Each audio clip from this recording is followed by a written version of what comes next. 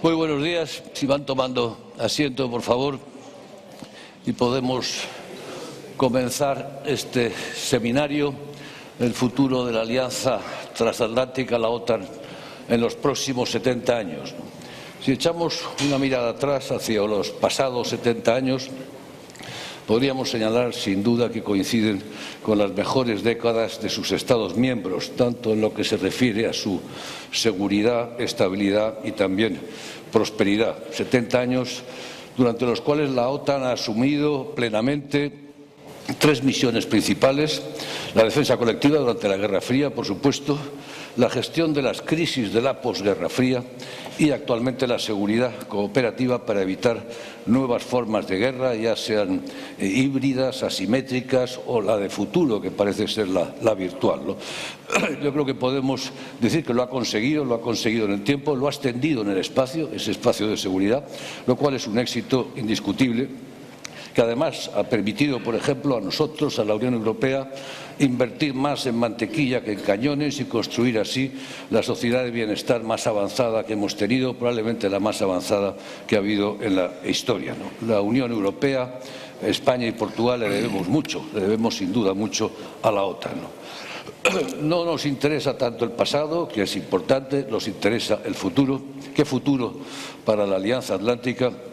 Pues la situación, como sabemos, el entorno internacional está cambiando radicalmente, no para bien y de un modo muy acelerado, ¿no? Es evidente, por empezar, que con la caída de la Unión Soviética, sin duda el mayor éxito de la propia OTAN, Europa dejó de ser el escenario estratégico central del mundo y perdió en ese sentido relevancia, ¿no? El espectro de los carros de combate soviéticos cruzando las llanuras del norte de Europa para llegar a París en semanas o quizás incluso en días se desvaneció. Europa ya no era el principal problema del mundo, solo lo es para los europeos, y lo que me pregunto, y evidentemente vale la pena preguntarse, si estamos preparados para asumir esa responsabilidad los europeos, ¿no? Casi al tiempo de que esto ocurría, la emergencia de China dio lugar al Pivot to Asia, que lo comenzó, como sabemos, el presidente Obama con Hillary Clinton y que ha sido profundizado por el actual presidente Trump, quien ha declarado obsoleta a la OTAN para declarar después obsoleta su previa declaración de obsolescencia. Ha cancelado el TTIP, la Unión Económica Transatlántica. En su lugar lo que impone son sanciones y amenaza con nuevas sanciones. Lanza el America First y últimamente amenaza también con un bloqueo tecnológico, de modo que no sabemos ciertamente si los Estados Unidos son hoy un aliado o son un contrincante, ¿no? Si somos realistas, diríamos y ambas cosas al tiempo, dependiendo de los escenarios y de los moods del señor presidente, ¿no? Pero no podemos olvidar que el apoyo de los Estados Unidos ha sido históricamente uno de los pilares fundamentales de la construcción de la misma Unión Europea, ¿no? Hoy la administración americana, lo hemos visto, alaba el Brexit, les anima a no pagar, se entiende con los gobiernos iliberales del este de Europa, es decir, se posiciona contra y no con y a favor de la Unión Europea.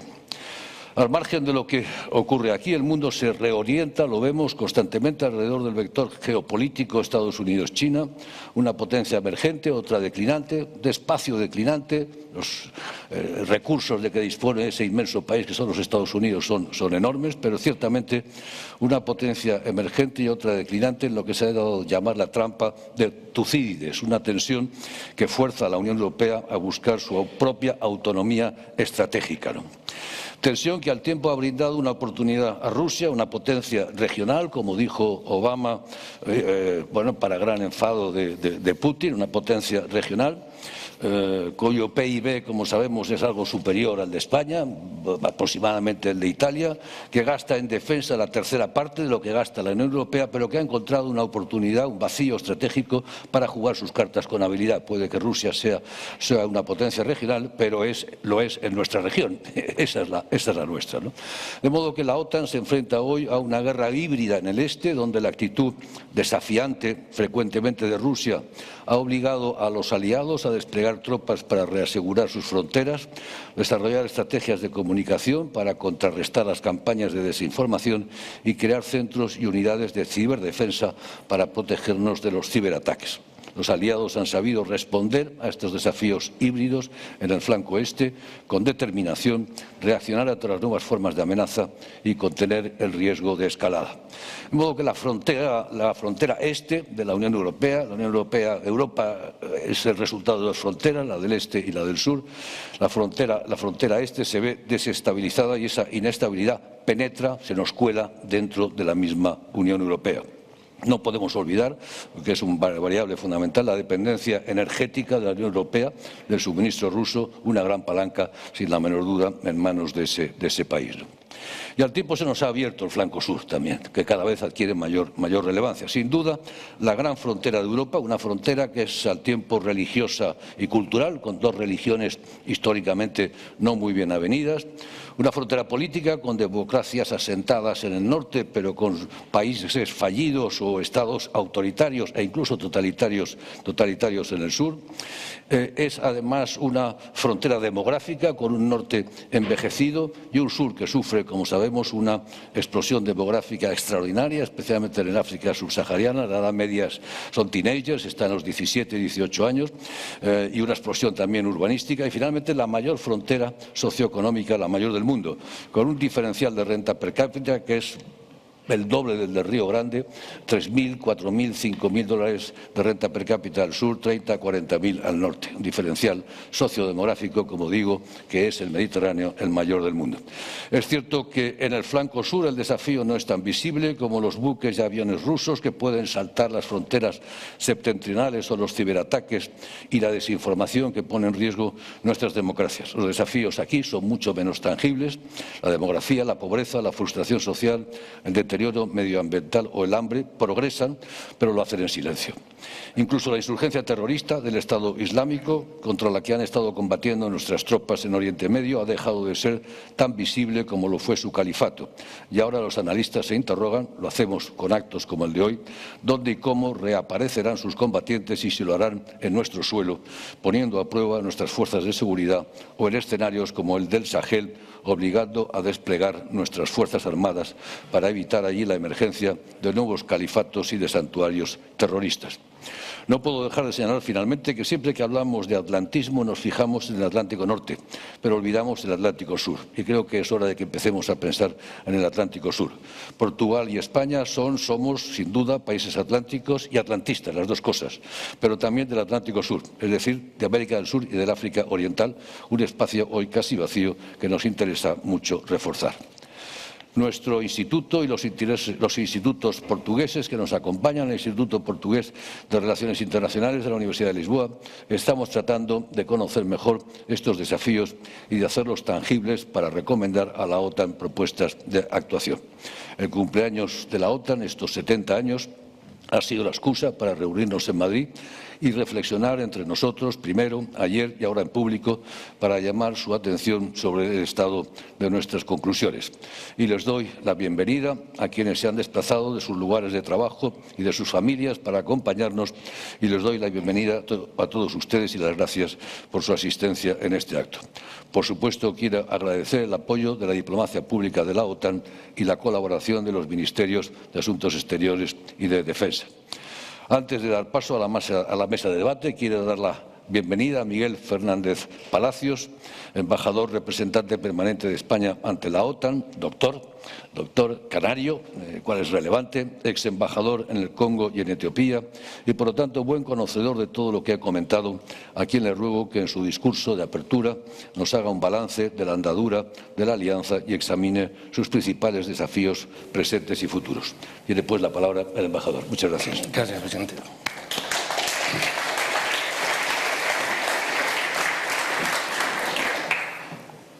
Yo ahora casi no me atrevo a decir nada después de lo que has dicho, ya lo has dicho todo, casi podríamos pasar al coloquio, pero en fin.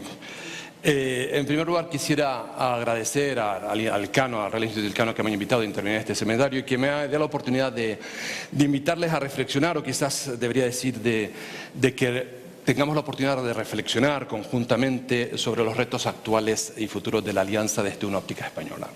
Y quiero empezarme refiriéndome al título genérico de este seminario los próximos 70 años de la OTAN. Y no les oculto que cuando lo leí, la referencia a estos 70 años, a los próximos, me trajo a la memoria las palabras que Su Majestad el Rey Felipe pronunció el pasado 21 de noviembre cuando visitó oficialmente la sede de la Alianza, y ocasión en la que tuve el honor de acompañarle.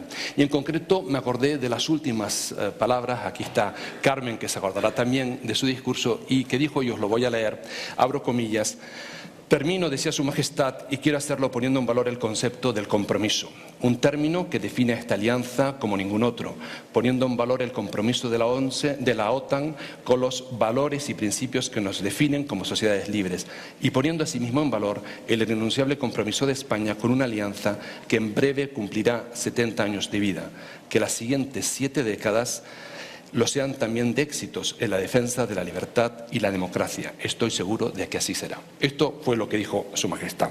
No les estallará si les digo que lo comparto plenamente, como comparto plenamente su deseo. 70 años no son pocos. Han transcurrido 70 años desde la firma del Tratado de Washington, 70 años de éxitos en la defensa de la libertad y la democracia, 70 años en la que juntos los aliados hemos aprendido a definir el concepto que nos une, que es otro, que es de la defensa colectiva. Porque no podemos olvidarlo, sin cohesión no hay solidaridad, sin solidaridad no hay alianza y sin alianza no hay defensa colectiva. Pero ¿qué es lo que hemos defendido? ¿Qué es lo que debemos defender colectivamente y qué es lo que pretendemos defender en los próximos 70 años? Creo que, sinceramente, que la respuesta a esta pregunta, que es la pregunta del millón, la pregunta con mayúsculas, tiene más contenido de lo que a priori podemos imaginar.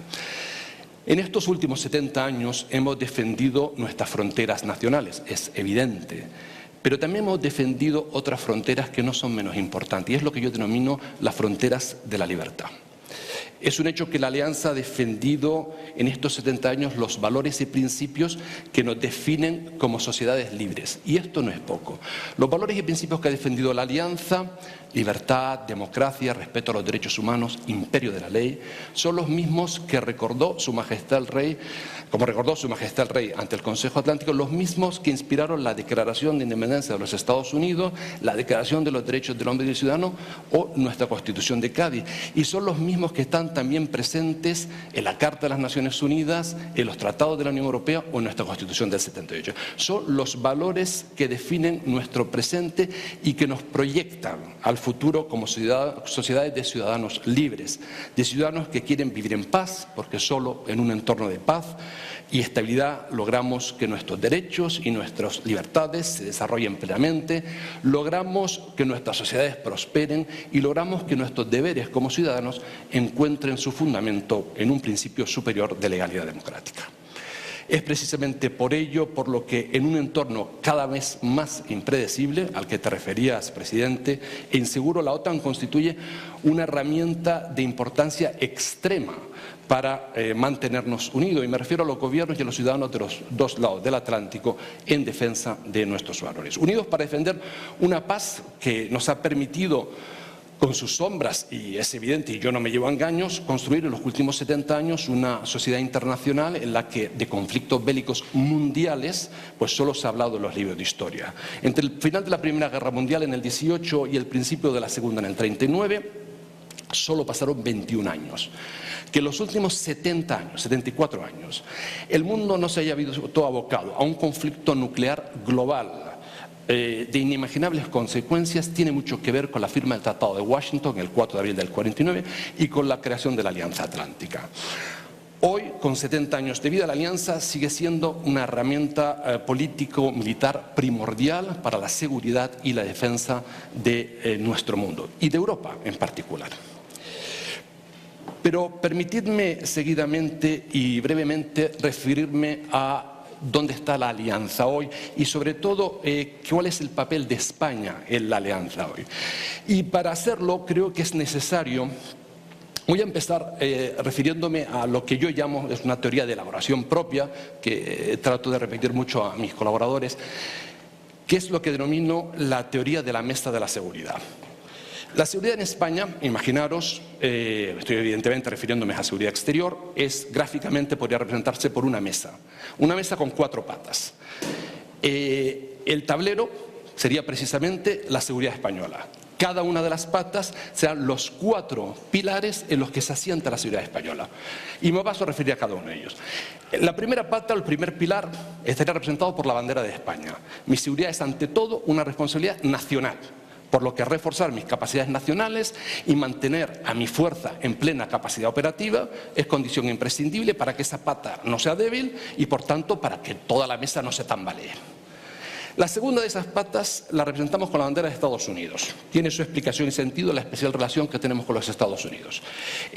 Todos conocen bien el convenio de cooperación para la defensa entre Estados Unidos y España del 88 y sus protocolos de enmienda del 2, el 12 y el 15, y que permiten que fuerzas estadounidenses estén operando desde Morón y Rota. También es necesario mantener esa segunda pata sólida. La tercera de esa pata, en esa mesa de seguridad que defino, es la europea. España cree firmemente en la necesidad de reforzar las capacidades europeas en materia de defensa para tener capacidad de responder como europeos a las crisis de nuestro vecindario y a las otras crisis que la Unión tome decisión política de intervenir. Es una pata que necesita ser robusta y estamos trabajando para que así lo sea. Y la cuarta de esas patas viene representada por la bandera de la Alianza Atlántica. En esencia define la defensa colectiva que el Tratado de Washington no depone. Tampoco en este caso podemos permitir una pata débil porque si no nuestra mesa de seguridad se tambalearía. Pero esa mesa está cubierta por un mantel. Y ese mantel tiene los colores de las sinergias y la complementariedad, a las que nos dedicamos muchísimos diplomáticos militares, tanto aquí en Madrid como en Bruselas. Llegados a este punto, me voy a centrar en esa cuarta pata, que es la de la Alianza Atlántica, que es la mía, y el papel de España en ella. Y lo quiero hacer, creo que no podría hacerlo de una forma mejor que volviendo a los principios y a los valores con los que empecé mi intervención.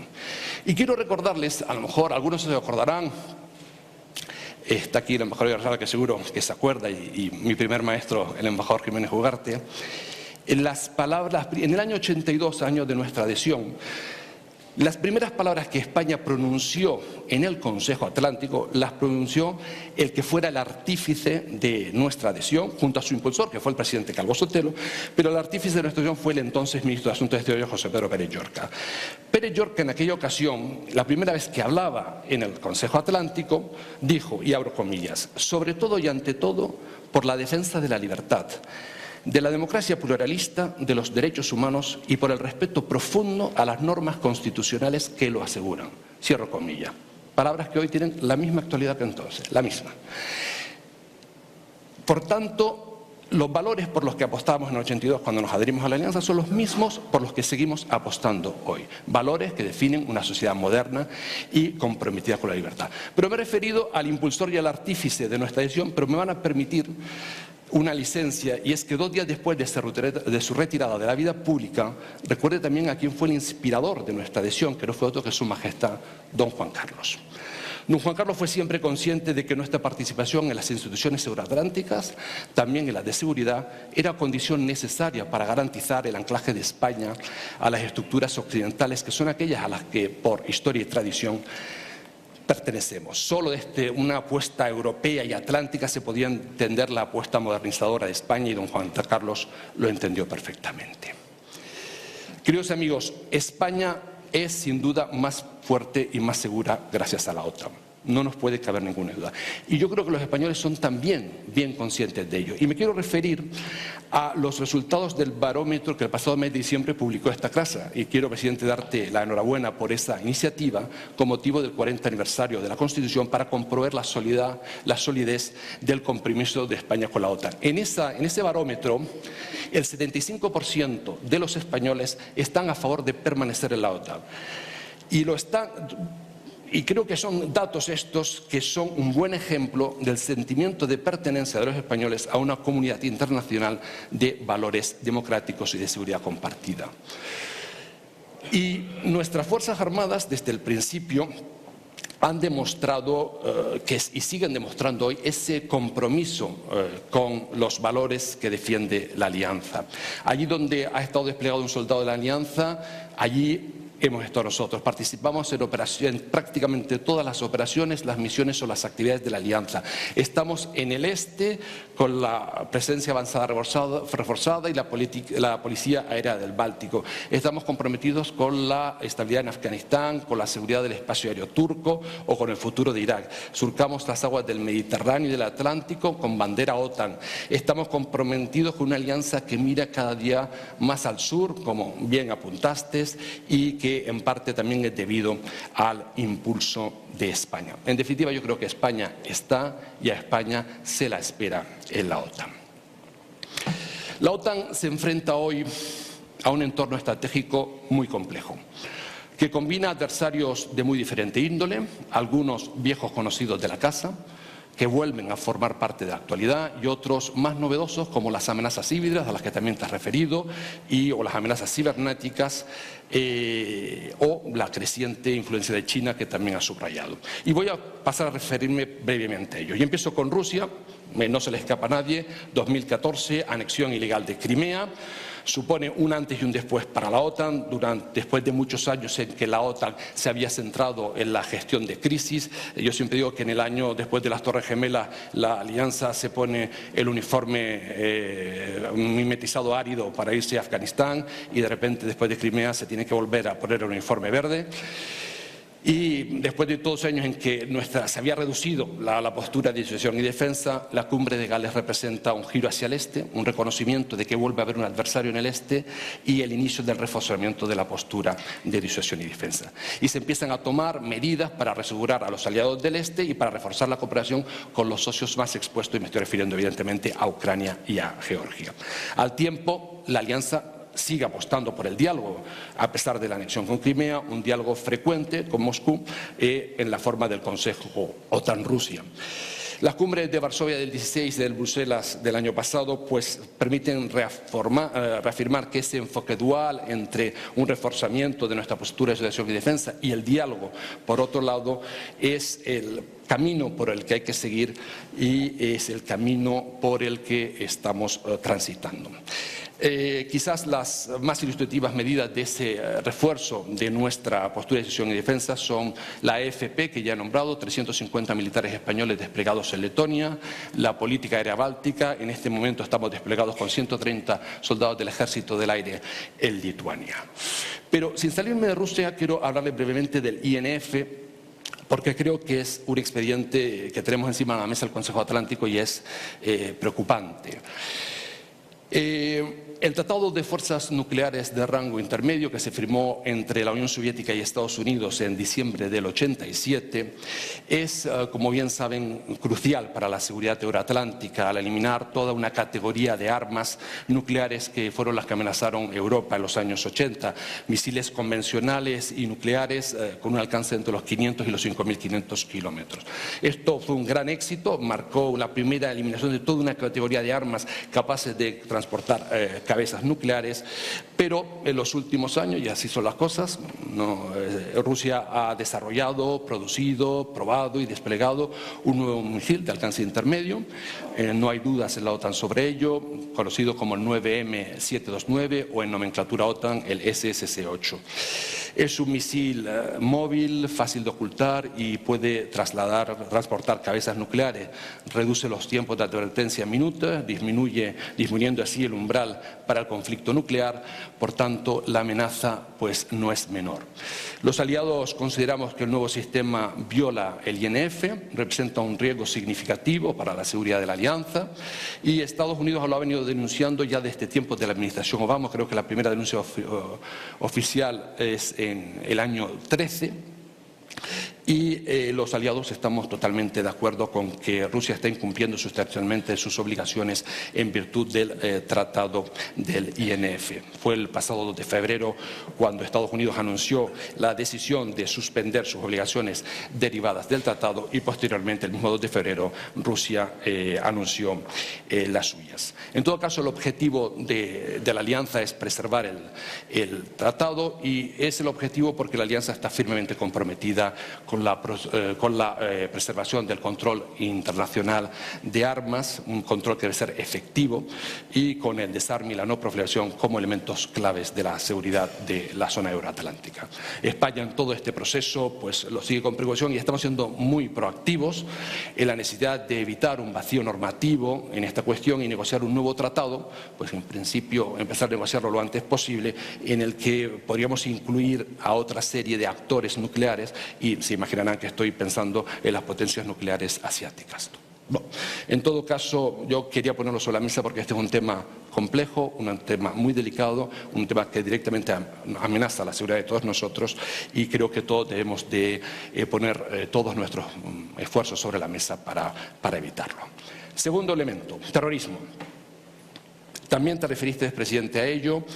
El terrorismo, de acuerdo con el análisis conjunto de amenazas de la OTAN, es la segunda amenaza principal a la que se enfrenta la alianza. Y es a partir del 14 también, recordar el 14, Crimea por un lado, y por otro le sale a la alianza otro problema. El ISIS-Daesh, la alianza toma conciencia y empieza a trabajar en un plan de acción de la lucha contra el terrorismo que finalmente fue aprobado en la cumbre de líderes del 17. Y sin salir del terrorismo, me refiero brevemente al sur.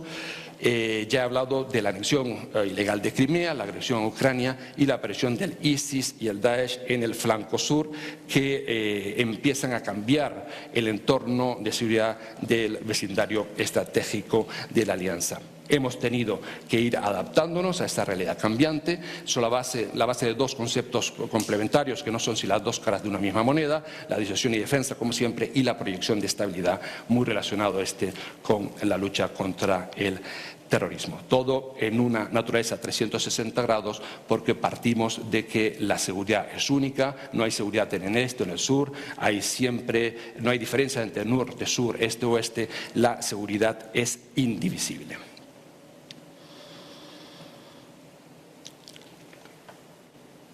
Me voy a referir seguidamente a otro de los grandes expedientes que está sobre la mesa de la alianza, al que también te has referido, presidente, y es lo que yo llamo la nueva frontera, que es la nueva frontera ciber.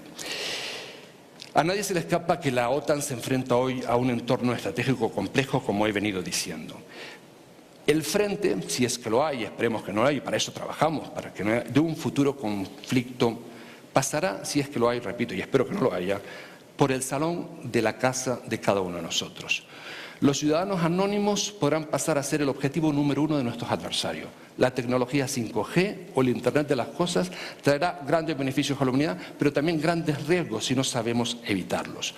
Y la OTAN es plenamente consciente de este reto y de esta amenaza. Y buena prueba de ello es ya en la cumbre de Gales del 14, septiembre del 14, se reconoce que un ataque cibernético podría llegar a provocar la invocación del artículo 5, el de la defensa colectiva del Tratado de Washington. Y también se declara como dominio operacional independiente junto al terrestre, el marítimo y el aéreo, el cibernético, en la cumbre de Varsovia del 16.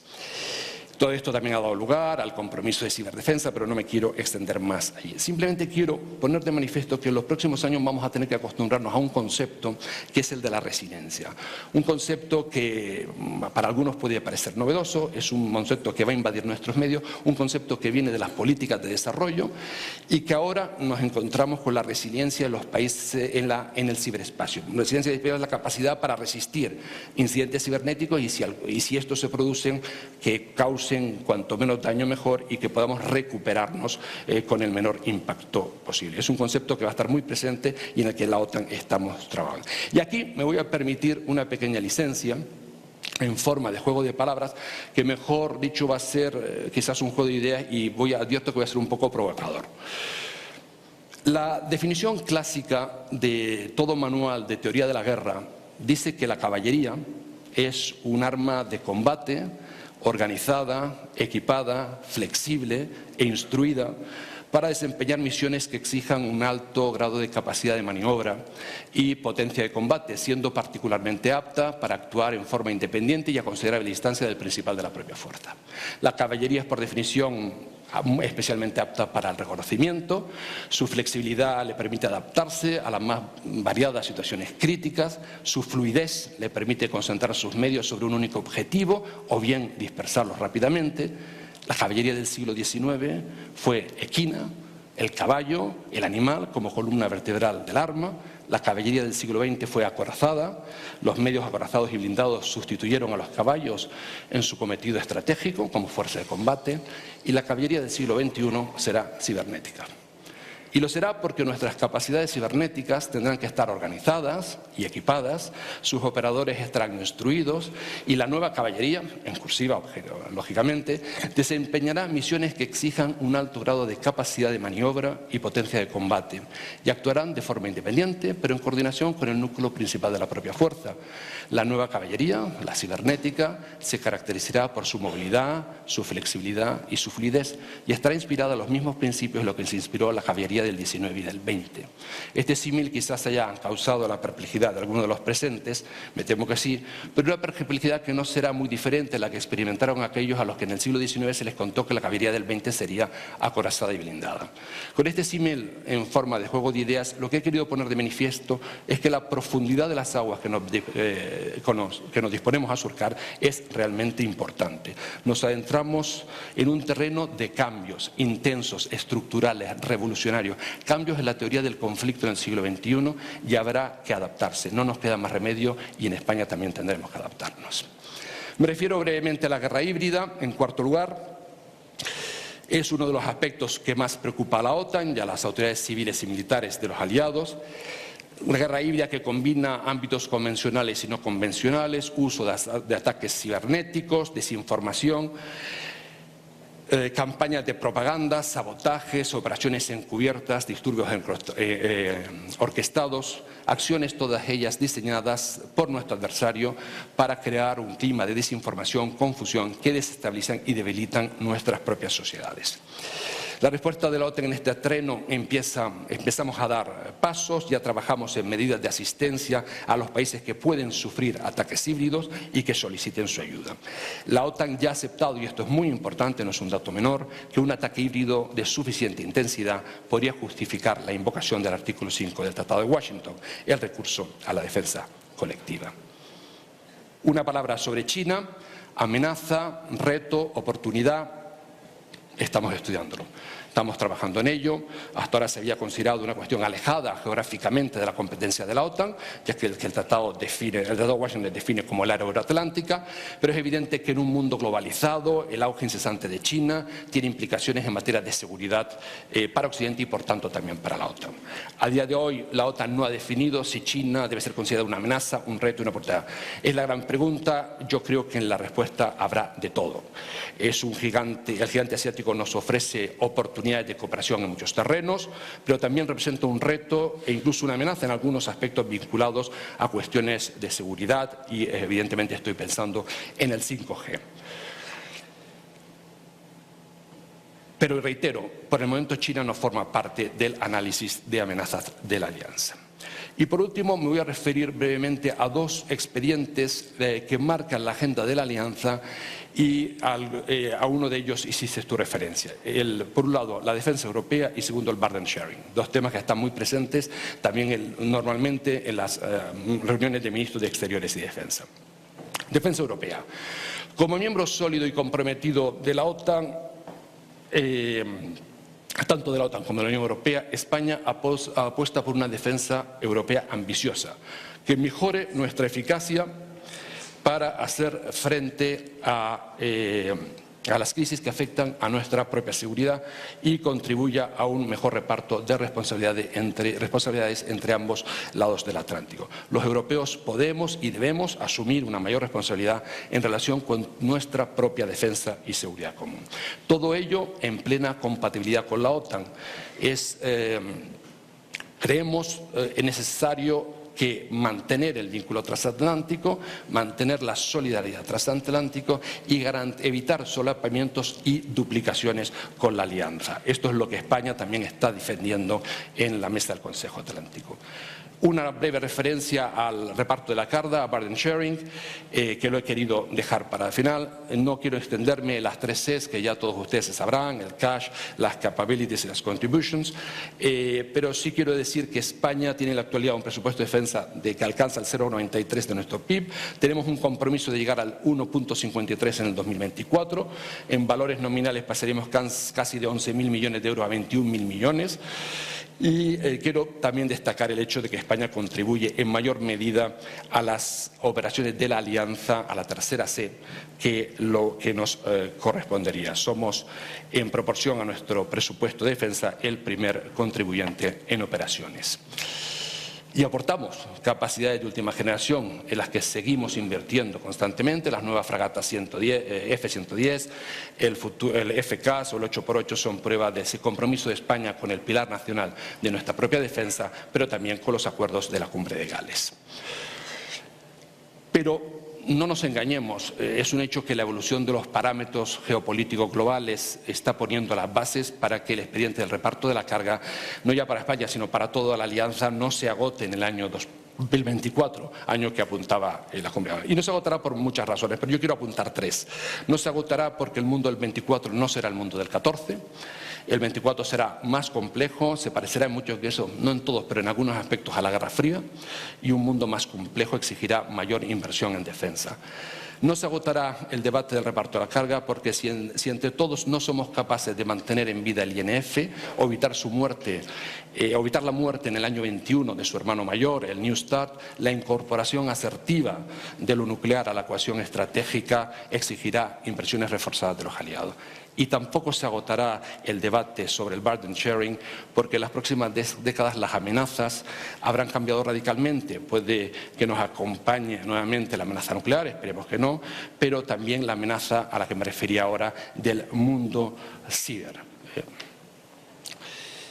Finalizo y quiero hacerlo con unas pocas conclusiones a modo de invitaciones a la reflexión. La primera, el papel de España en el nuevo entorno estratégico.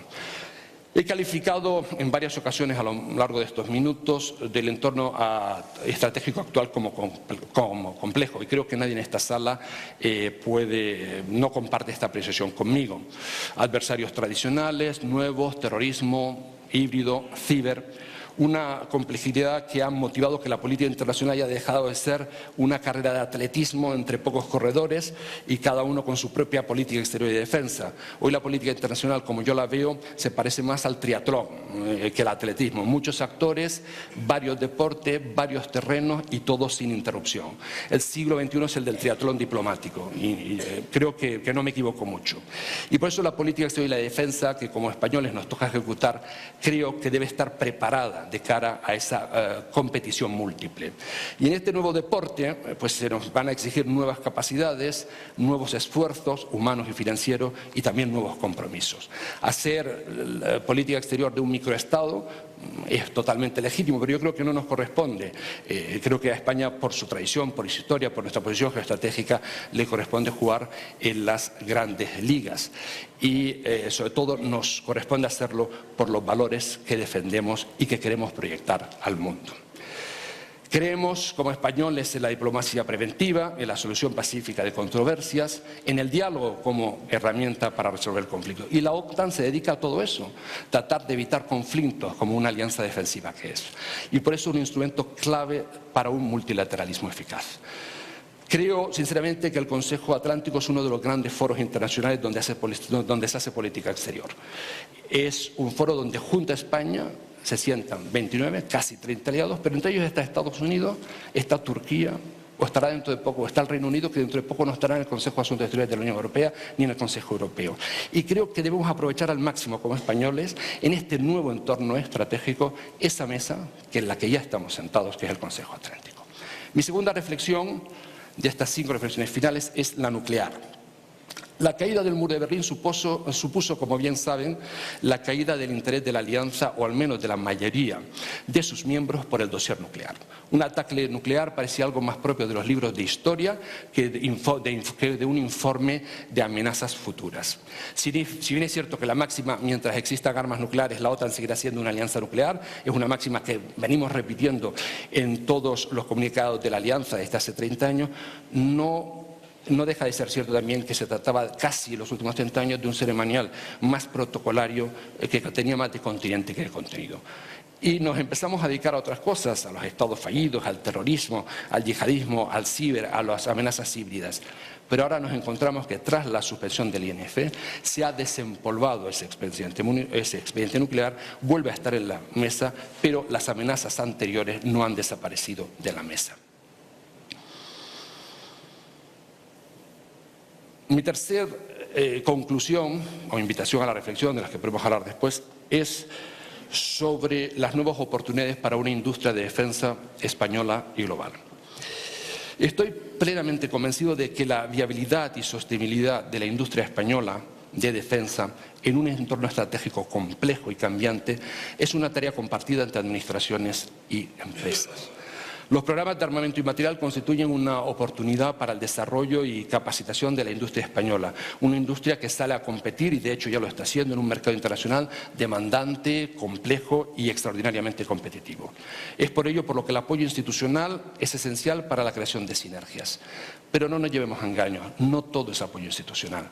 En un mundo globalizado y enormemente competitivo, las sinergias, el conocimiento del entorno, desde el entorno geoestratégico al industrial o al legislativo, y estoy pensando en la Unión Europea, la optimización de recursos, la creación de economías de escala, la decidida apuesta por el I+D+I o las alianzas estratégicas internacionales en el ámbito de la defensa son los ingredientes esenciales de una fórmula de éxito. No hay otros y creo que no podemos prescindir de ninguno.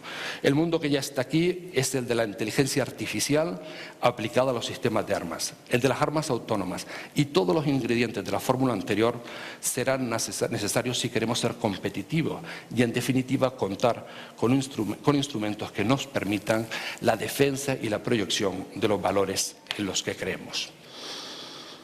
Vuelvo a insistir en el reto ciber. La amenaza ciber ocupará gran parte de nuestros esfuerzos futuros. Hoy tenemos, el año que viene probablemente, o dentro de 2 años, tendremos todos en nuestras manos un teléfono de 5G. ¿Qué pasará en el 2050? No lo sabemos. Todo cambia a una enorme velocidad. Las nuevas tecnologías nos cambian la forma de vivir, la forma de relacionarnos, probablemente hacia mejor, pero no es menos cierto que esas mismas nuevas tecnologías pueden acarrearnos problemas graves de seguridad si no sabemos gestionarlas adecuadamente. Yo siempre pongo un ejemplo en la embajada, y es que podemos tener un avión de combate de quinta generación, podemos apostar por el F-35 o como ha hecho España, por el F-CAS. Pero si hay un señor en pijama en su cama que nos hackea la puerta del hangar, no tenemos avión, y eso cuesta muy poco. Con lo cual tenemos que ir creando capacidades ciberdefensivas y disuasorias para poder enfrentarnos a los conflictos del mañana. Este probablemente sea el más crítico de los expedientes críticos, el tema ciber. Y quiero terminar con una quinta reflexión, que es la que yo denomino nuestro principal adversario. Probablemente el gran reto de la OTAN en su 70 aniversario no es ni Rusia, ni China, ni la lucha contra el terrorismo internacional. El gran reto es la percepción que los ciudadanos de los países aliados, y particularmente los jóvenes, tienen de la necesidad de la existencia misma de la alianza. 70 años, o mejor dicho, 74 años sin una guerra mundial, que ha permitido un desarrollo económico y social sin parangón en ambos lados del Atlántico. Lo decías tú, Presidente, al principio de tus palabras. Pero que ha permitido, pero desgraciadamente los que hicieron la Segunda Guerra Mundial y los padres de Alianza ya se han muerto, ya no están con nosotros. Y posiblemente las nuevas generaciones de todos los, no hablo solo de las españolas, sino de todos los aliados, hayan olvidado que la OTAN fue un instrumento esencial para no volver a presenciar un conflicto armado global, y que en este caso hubiera sido de carácter nuclear. Esas nuevas generaciones entienden probablemente que la paz y la libertad está garantizada, pero yo creo que no es verdad. Y los viejos o nuevos adversarios o el terrorismo internacional no serán nunca adversarios plenos si nuestras sociedades no los consideran como tales. Y este y no otro es el gran reto de la alianza. Termino diciendo que la historia de la alianza creo sinceramente que es una historia de éxito. Y para subrayar los principios sobre los cuales desde los orígenes de la organización nos hemos apoyado, convencido de que el respeto a los mismos es la base de ese éxito, la unidad de los miembros, la solidaridad entre ellos a la hora de responder a los distintos retos y amenazas, la relevancia del vínculo transatlántico y el compromiso con los valores democráticos que no son nuestra razón de ser. Y la alianza, los españoles, a la alianza los españoles no acudimos como invitados, no, tengámoslo siempre presente. La alianza es nuestra y sus desafíos y oportunidades también. Gracias.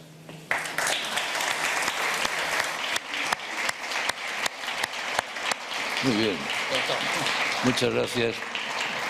Muchas gracias, Miguel, por esta magnífica presentación del estado actual de la Alianza, su futuro inmediato y la participación española, la relevante participación española. Debo decirte que a partir de ahora, siempre que trate de visualizar virus circulando por las redes cibernéticas, pensaré en caballos galopando, que es algo mucho más bonito que lo otro. Gracias de verdad. Y vamos pues al panel y, bueno, antes de nada quería saludar, porque olvidé hacerlo anteriormente, Antonio Oyarzábal, miembro de nuestro patronato, y al general Félix Saz, que aparte de muchas cosas es miembro de nuestro Consejo Científico, que es por lo que a mí me importa de verdad. Gracias, general, por acompañarnos. Y vamos a comenzar pues con lo que es el panel de discusión, y llamo a Patricia Danhart, analista principal del Instituto Portugués de Relaciones Internacionales, a Nuno Piñeiro Torres, director general para la Política de Defensa Nacional del Ministerio de Defensa de Portugal, a Elena Gómez Castro, directora general de Política de Defensa del Ministerio de Defensa, y a Carmen Robero, vicesecretaria general adjunta de Diplomacia Pública de la OTAN. Adelante. Buenos días. Good morning, ladies and gentlemen. Buenos días, señoras y señores. Soy Patricia Danhart, investigadora del Instituto Portugués de Relaciones Internacionales. Estoy encantada de darles la bienvenida a esta conferencia organizada por el Real Instituto Elcano, al que quiero agradecer, y también, bueno, en colaboración con el IPRI, para celebrar los 70 años de la OTAN. También estoy encantada de darles la bienvenida a este foro de la Fundación Bertelsmann, donde a lo mejor no hay tanta gente como en el partido de la Liga de Campeones el sábado pasado, pero a pesar de eso yo creo que tendremos un debate muy fructífero sobre el futuro de la alianza transatlántica y los próximos 70 años de la OTAN. Y hablaremos de los próximos retos a los que se enfrentará la OTAN. Pero para ello es importante recordar que la OTAN fue creada hace 70 años como alianza de defensa y seguridad, con el objetivo de mantener la paz y la seguridad en Europa Occidental e impedir que la Unión Soviética nos atacara. Se fue desarrollando como alianza en la zona euroatlántica y de hecho llegó a convertirse en la organización de seguridad colectiva más importante del mundo, y lo sigue siendo. Y de hecho sobrevivió la Guerra Fría y la desaparición de la Unión Soviética, ampliándose, aceptando nuevos países europeos y adaptándose a un mundo en constante cambio. Los atentados del 11 de septiembre hizo que se tuviera que involucrar en operaciones de gestión de crisis y en operaciones en Irán, Irak y luego en Libia. La invasión de Crimea cambió también la situación, haciendo que tuviera que volver a su misión de defensa, al mismo tiempo que también tenía que trabajar en seguridad colaborativa y en luchar contra el terrorismo. Al mismo tiempo, las amenazas híbridas y cibernéticas se han añadido a las tareas de la OTAN. Y en este mundo cada vez más complejo, la OTAN se enfrenta a toda una serie de nuevas amenazas internas, externas, y lo peor de todo es que se tiene que enfrentar a todas ellas simultáneamente, lo cual plantea varias preguntas. ¿Cómo fortalecer la cohesión interna de la OTAN que se consiguió durante la Guerra Fría sobre la base de valores compartidos y bajo la idea de una alianza política, en un momento en que el presidente americano pide que los países europeos paguen un 2% del presupuesto de defensa y nos enfrentamos a cambios climáticos, situaciones como la de Venezuela y muchas otras. ¿Cómo podemos hacer para no estar divididos y hacer frente a un presidente que tiene una visión antieuropeísta y en un momento en el que se está llegando a su fin el Tratado INF? Por otra parte, hay que promover la cohesión de los miembros de la OTAN y cambiar la idea de la guerra para enfrentarnos a nuevos espacios como la inteligencia artificial y las amenazas cibernéticas, como al mismo tiempo enfrentarnos a las actuaciones de Rusia en el este y las presiones de Sahel, cómo encontrar respuestas comunes en un momento de transición energética en el que estamos empezando también a considerar a China en nuestras perspectivas estratégicas. Para hablar de estos temas, estoy encantada de moderar esta mesa redonda, donde contamos con 3 ponentes distinguidos. Les presentaré individualmente y luego les daré la palabra. Me gustaría que cada uno hablase durante 10-12 minutos para así poder tener una buena sesión de preguntas. Es un placer dar la palabra en primer lugar a Nuno Piñeiro Torres, director general para la Política de Defensa Nacional del Ministerio de Defensa de Portugal, que nos hablará de las relaciones entre la Unión Europea y la OTAN y abordará la cuestión de cómo llegar a un buen equilibrio entre la autonomía estratégica de Europa y la necesidad de compartir cargas. Gracias, Patricia. Voy a empezar por saludar a todos los presentes esta mañana aquí en este auditorium y quería agradecer la invitación que me han hecho del Real Instituto Elcano y también del Instituto Portugués de Relaciones Internacionales. Me van a excusar, pero yo voy a hacer mi intervención inicial en inglés. Mi español no es suficiente para hablar esa lengua o escribir en esa lengua. I was given... Se me ha proporcionado, se me ha pedido una tarea prácticamente imposible, que es la que ha mencionado Patricia. Crear un puente entre la OTAN y la Unión Europea. 2 de los conceptos más complejos. La carga de la transatlántica y la construcción europea. ¿Cómo puedo reconciliar la autonomía con el compartir? Este es un reto importante que he aceptado sabiendo que me metía en aguas pantanosas. En principio mi intervención va a tener 3 partes. En la primera voy a hablar del concepto de la autonomía estratégica europea. En segundo lugar, hablaré brevemente del origen y del compromiso y el comprensión o el entendimiento común de esa carga compartida transatlántica, y luego voy a hacer algunas observaciones con respecto a cómo se puede llegar a equilibrar estos 2 conceptos.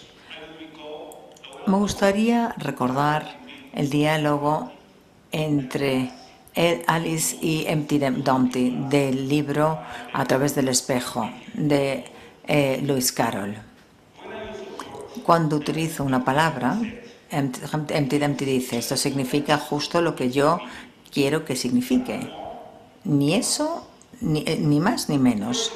La cuestión es, dice Alice, si puedes inventar palabras que pueden querer decir muchas cosas.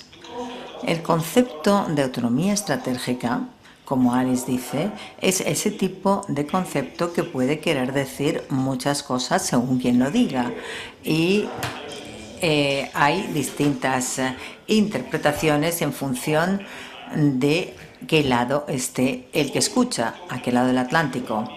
El concepto de autonomía estratégica, por lo consiguiente, es muy abstracto y engloba una ambigüedad que permite que haya distintas formas de entenderlo y también percepciones que están en conflicto.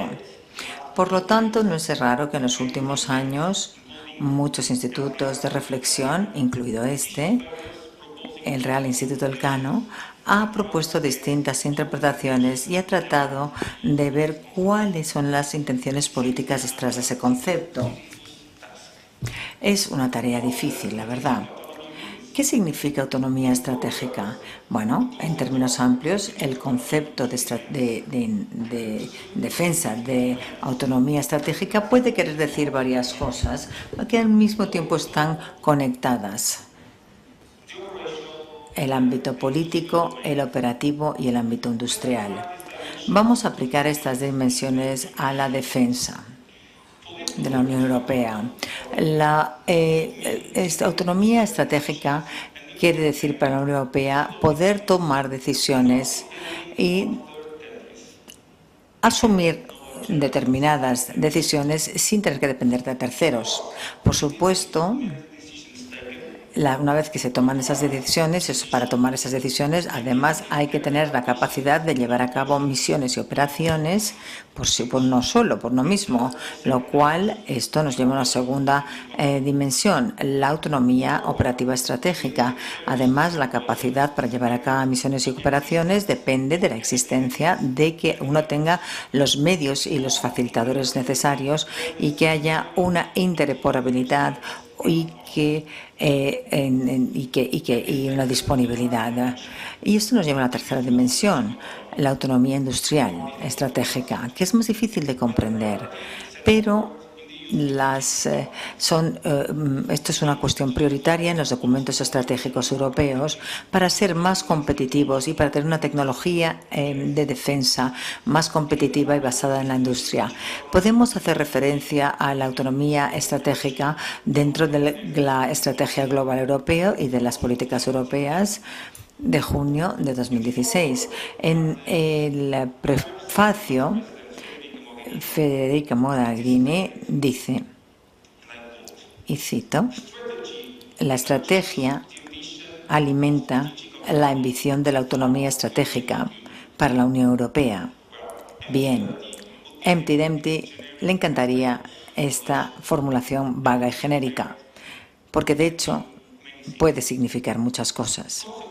El concepto de autonomía estratégica también se desarrolla más allá en el plan de aplicación de seguridad y defensa, con arreglo a la decisión adoptada por el Consejo. Desde mi punto de vista, los aspectos más importantes están en ese documento, en el plan de aplicación. Aquí se dice que la autonomía estratégica europea implica la capacidad de actuar y cooperar a nivel internacional con distintos asociados siempre que sea posible y al mismo tiempo ser capaz de operar de forma autónoma siempre y cuando sea necesario.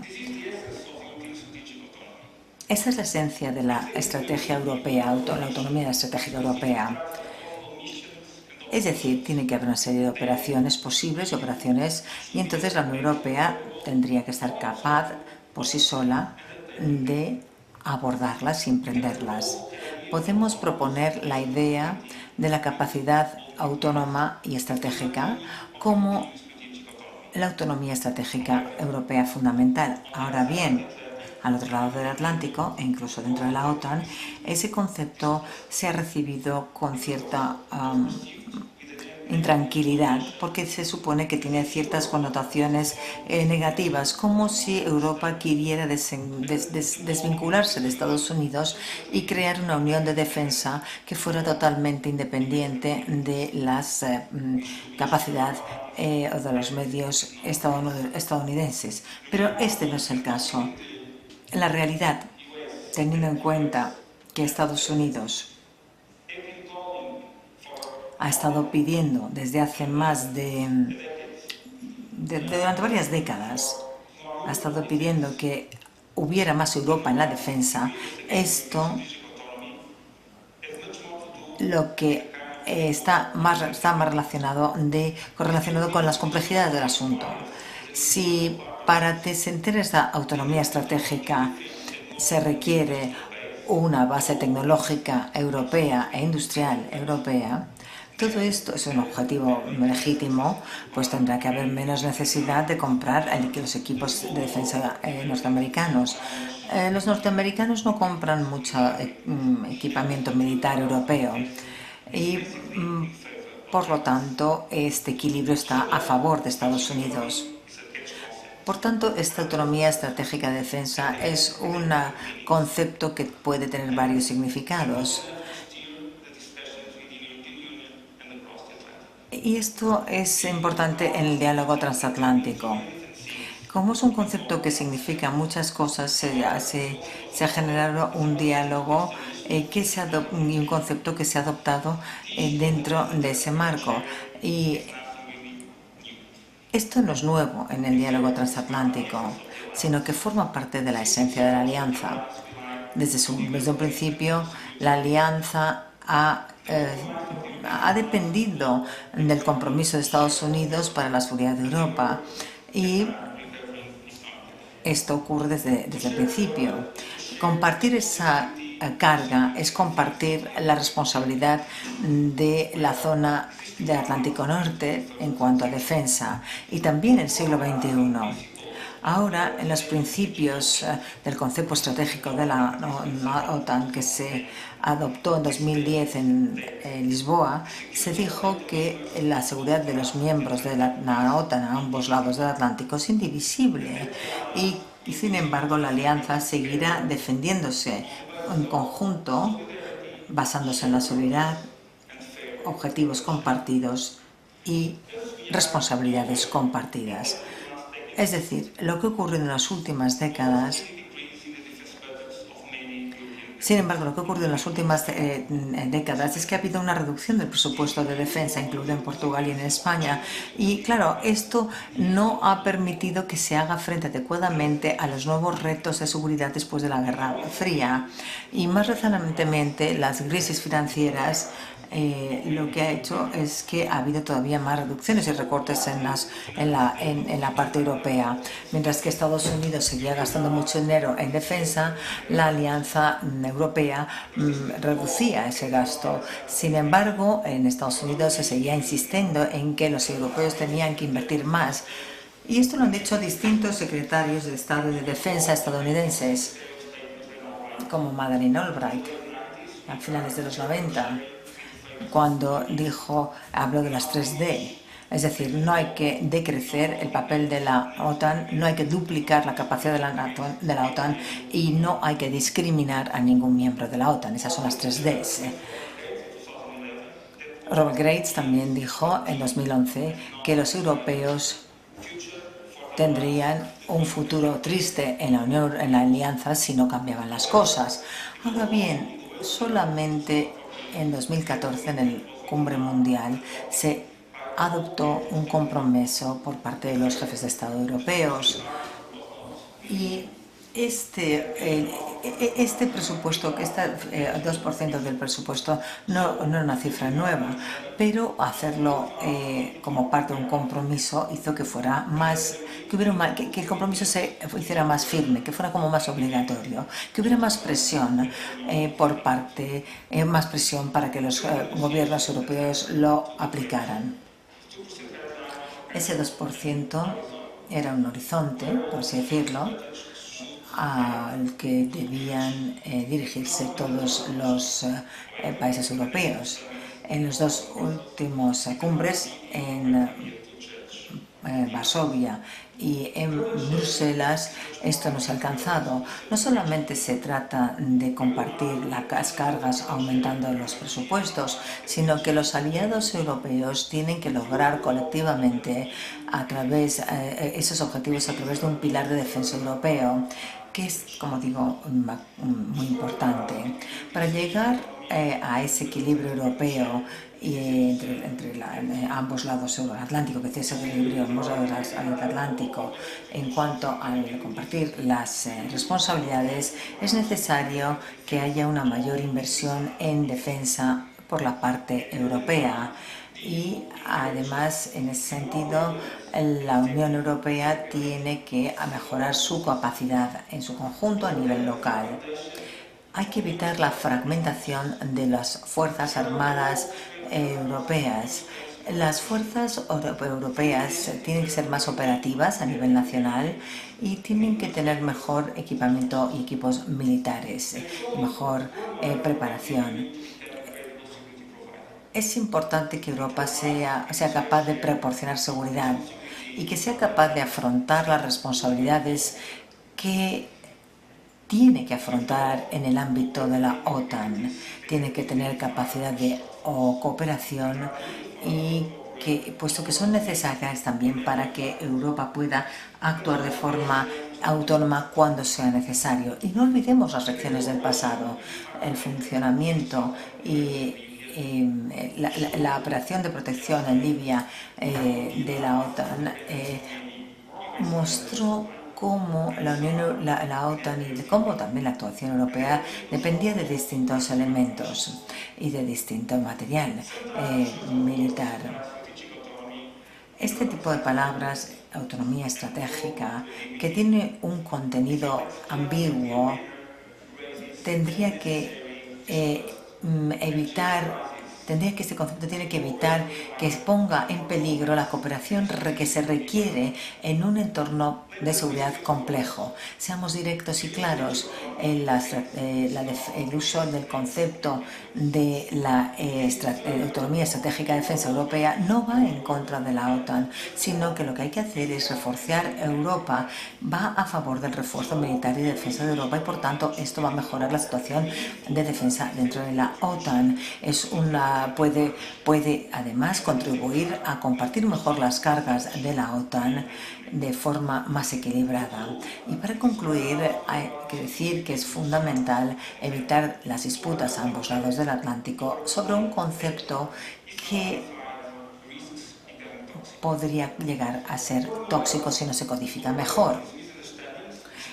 Es importante que las instituciones de la Unión Europea y los servicios externos de la Unión Europea elaboren un documento marco donde se establezca claramente lo que es la autonomía estratégica europea dentro de una seguridad común transatlántica.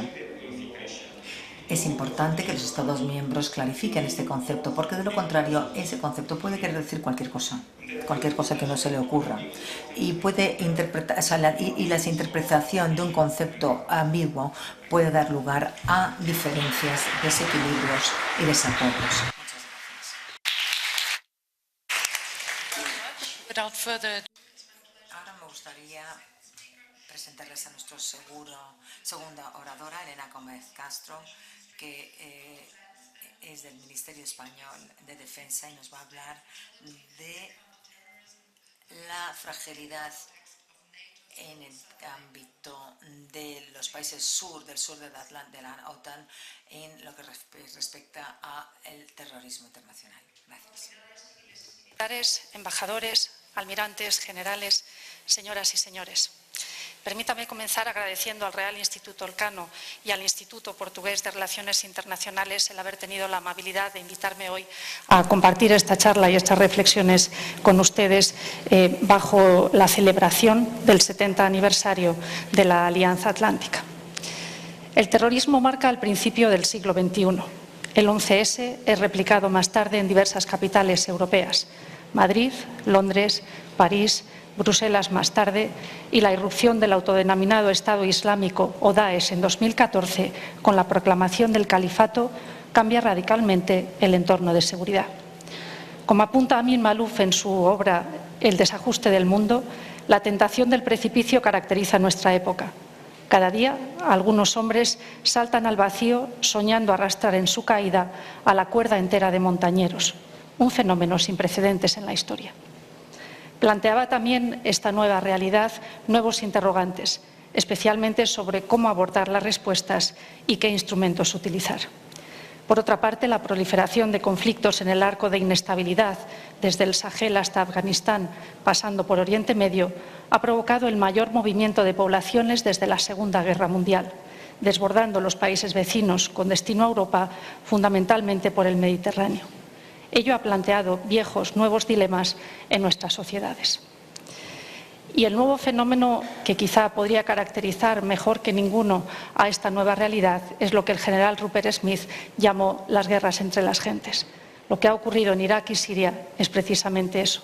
No hay campos de batalla definidos, no hay ejércitos, al menos no en todas las partes, el enemigo está entre la gente. Y ello también suscita una nueva problemática sobre cómo abordar la respuesta a esta situación. La fragilidad de los Estados o el colapso de estos son hoy el problema fundamental y se convierten en caldo de cultivo de los grandes males de nuestra época que terminan, por otra parte, rebasando las fronteras y se convierten en los problemas de todos. En cuanto al origen de las amenazas, es verdad que se vuelve más complejo y difuso y, aunque en origen no tenga carácter militar, obliga a articular, al menos inicialmente, una respuesta militar para crear entornos seguros y estables que protejan a las poblaciones, para reforzar las capacidades locales mediante el entrenamiento, el adiestramiento y la formación, para recabar inteligencia y conocimiento del entorno que permitan evitar el daño, para contribuir al control de la proliferación de armas de destrucción masiva. Afganistán inauguró este fenómeno con el siglo XXI y fue allí donde la OTAN también comenzó su andadura más expedicionaria, más allá de los Balcanes, que en definitiva había sido fuera de área, pero no tan fuera de área porque eran el corazón mismo de Europa, y donde comienza pues a crear un verdadero banco de pruebas sobre cómo trabajar conjuntamente, cómo trabajar con países terceros y cómo lograr con 50 países esa intervención en Afganistán en aras de la estabilización. En 2014, como ya se ha recordado, se produjo un doble shock sistémico. El primero fue la anexión ilegal por Rusia de Crimea y el segundo, la declaración del califato por parte de Daesh. La OTAN probablemente estaba mucho mejor preparada para el primero que para el segundo, aunque es verdad que para el primero había una tradición. En el caso del segundo, Afganistán había dado esa capacidad de despliegue, esa fuerza expedicionaria, esa capacidad de trabajar con terceros, pero efectivamente provocaba un dilema porque las nuevas dimensiones de esa situación lo hacían impredecible. Conviene recordar que en la OTAN casi todos los documentos son clasificados y, por lo tanto, solo oímos hablar de la Alianza Atlántica cuando hay cumbres, a través de los comunicados o a través de los conceptos estratégicos. Lo bueno de ello es que no hay que leer demasiado y lo bueno también es que esa es la doctrina sobre la que se asienta la Alianza Atlántica. El terrorismo es mencionado de forma genérica una vez en el concepto estratégico de 1991 y dos veces en el de 99, únicamente para recordar que los intereses de seguridad de la Alianza también pueden verse amenazados por riesgos de una naturaleza más amplia, como son el sabotaje, el crimen organizado o los actos de terrorismo. Y no es hasta el concepto estratégico de la Cumbre de Lisboa, el de 2010, cuando el terrorismo aparece claramente como una de las grandes amenazas. Aparece como una amenaza directa y además recalca que la tecnología moderna, como se ha apuntado anteriormente, incrementa ese riesgo. La inestabilidad o el conflicto más allá de las fronteras de la OTAN afectan directamente a la seguridad de la alianza. Los ataques cibernéticos pueden ser llevados a cabo por terroristas o grupos extremistas que también pueden perjudicar a la alianza y, por lo tanto, tenemos que fortalecer la capacidad para detectar, defender y también hacer un análisis más pormenorizado de la amenaza, tener más consultas y desarrollar las capacidades militares adecuadas. También fortalecer las consultas políticas. La lucha contra el terrorismo a través de organizaciones militares siempre ha planteado algunos problemas y hay quienes opinan que efectivamente las Fuerzas Armadas no son el mejor instrumento para hacer frente. Pero para quienes tengan dudas, les invito a leer el comunicado de la Cumbre de Bruselas de 2018, donde dice que, aunque las naciones mantienen la responsabilidad primaria para su seguridad nacional y su propia resiliencia, la OTAN tiene un valor añadido y tiene un papel que jugar en complementariedad con los esfuerzos de la comunidad internacional en su conjunto y de acuerdo con la regulación internacional y los propósitos y principios de la Carta de Naciones Unidas. Cooperación dentro de la alianza puede fortalecer los esfuerzos nacionales y la capacidad para prevenir, mitigar, responder y ser resiliente frente a los actos de terrorismo. También dice que el papel de la OTAN en la lucha contra el terrorismo es una parte integrante del enfoque de 360 de la Alianza para la defensa y la disuasión y la proyección de estabilidad. Y, por lo tanto, así contribuye a las 3 tareas centrales de la Alianza: la defensa colectiva, la gestión de crisis y la seguridad cooperativa. Dice también que a través de la cooperación con países terceros se conseguirá también incrementar esa resiliencia y, por lo tanto, crear una zona de seguridad conjunta. Estas son las bases sobre las que se centra el desarrollo de toda la estrategia contraterrorista de la Alianza Atlántica. Y es importante tener en cuenta que, por una parte, se enfrenta a las operaciones y a las 3 funciones clave. Eso implica que el terrorismo se trata de una cuestión muy transversal y que, por lo tanto, va incluyendo elementos que no son denominados exclusivamente o claramente como contraterrorismo. El ciberespacio, que ha sido mencionado por el embajador, el establecimiento de ciertos elementos como el Regional Hub South, que se ha establecido en Nápoles para incrementar la conciencia, la inteligencia y la coordinación de los esfuerzos con países de la ribera sur del Mediterráneo, o también la inteligencia, el establecimiento de un secretario general adjunto para inteligencia y seguridad, también ha sido otro de los elementos básicos. Por lo tanto, esta nueva adaptación a las cuestiones de terrorismo es, por una parte, transversal, en segundo lugar, afecta a las 3 funciones claves de la Alianza Atlántica y ha determinado también incluso reestructuraciones internas dentro de la propia OTAN, lo cual da sentido, por una parte, a lo que hace la Alianza y muestra también la complejidad y la envergadura de esta cuestión. Volviendo a las 3 funciones clave, en la cuestión de operaciones, las operaciones que ha desarrollado la OTAN han sido tanto operaciones de defensa y disuasión. No olvidemos que la única vez que se ha invocado el artículo 5 en la Alianza Atlántica ha sido precisamente por un ataque terrorista y que la única operación artículo 5, la operación naval Active Endeavour, fue lanzada después de los ataques del 11 de septiembre. Por lo tanto, el primer elemento operacional de la defensa y disuasión. Si hablamos de gestión de crisis, Afganistán, desde luego, fue el segundo gran banco de pruebas en el que, insisto, no solo se reforzó esa capacidad expedicionaria de la Alianza Atlántica, sino que se aprendió a trabajar con otros países. La Alianza no tiene 50 miembros y 50 fueron que contribuyeron a los esfuerzos de ISAF. Y el último gran elemento ha sido Irak y la participación de la OTAN en la coalición global contra Daesh. Este es otro de los elementos en los cuales a veces se abunda para hablar de cuál es el sentido de la OTAN. En la lucha contra Daesh, lo que se articuló fue una coalición global liderada por Estados Unidos. Y es verdad que no lo hizo la OTAN, pero sin la Alianza Atlántica no se hubiera podido establecer esa coalición.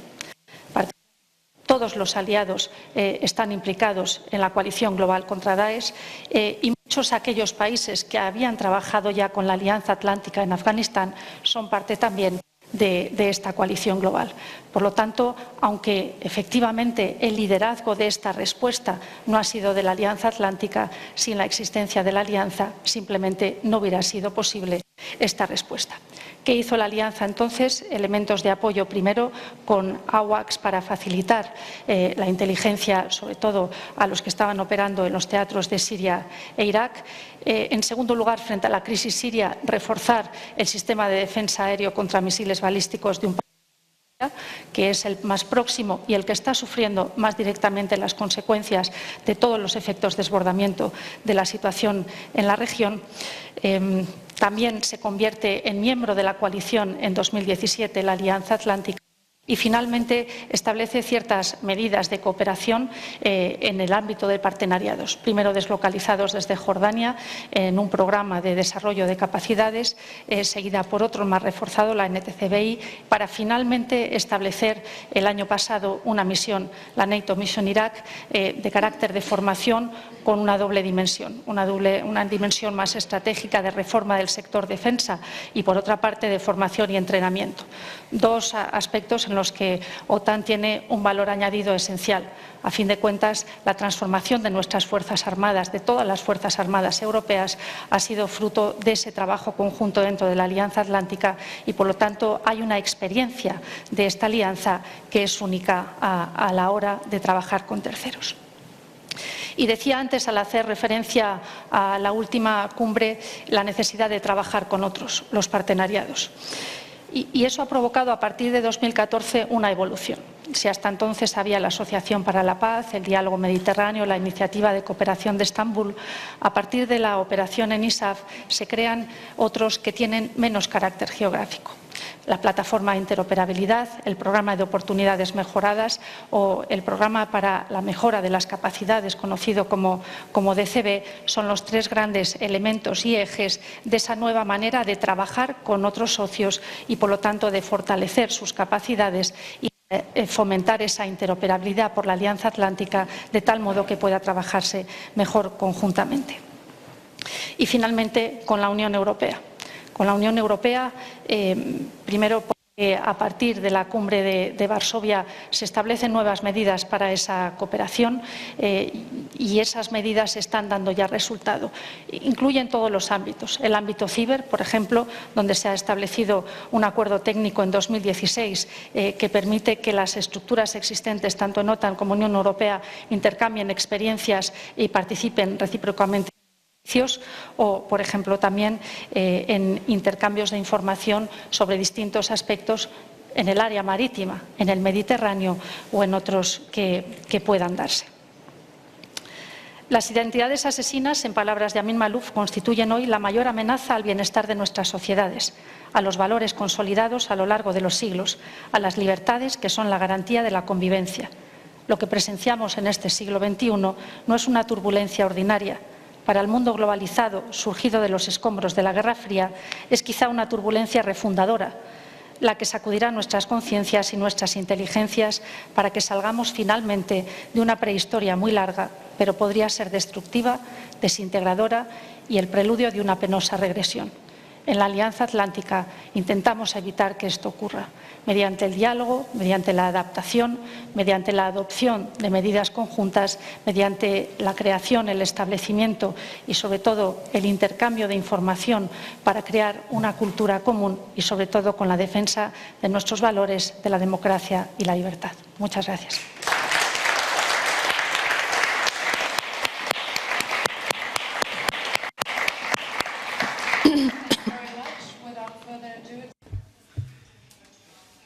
Ahora le doy la palabra al tercer ponente, Carmen Romero. Micrófono, por favor. Si le pueden, por favor, pedir a la ponente que encienda el micrófono. Buenos días a todos. Yo también me sumo en mi agradecimiento al Instituto Elcano por organizar esta conferencia, tanto de expertos ayer como hoy pública.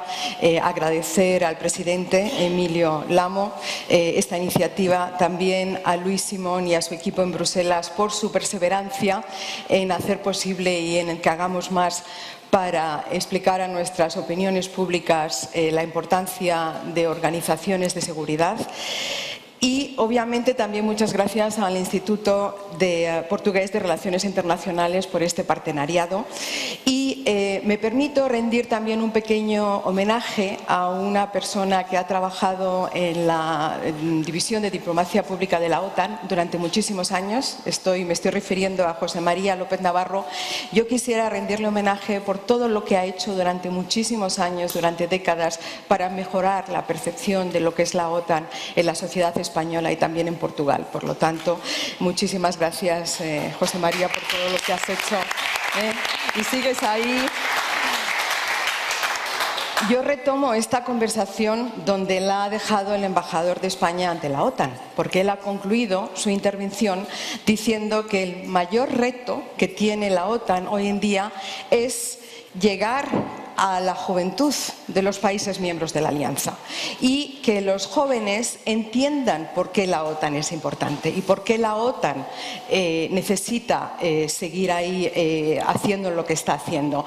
Y querría resaltar el hecho de que partenariados como esta conferencia que tenemos aquí hoy, nos permite llegar y comunicar la importancia de la OTAN a jóvenes, puesto que tenemos muchos jóvenes en la sala, y este partenariado también nos permite luchar y hacer frente a la desinformación, porque esta es una batalla en la que no estamos solos y partenariados con ONGs, think tanks, representantes de la sociedad civil hacen que se pueda combatir más eficazmente la desinformación.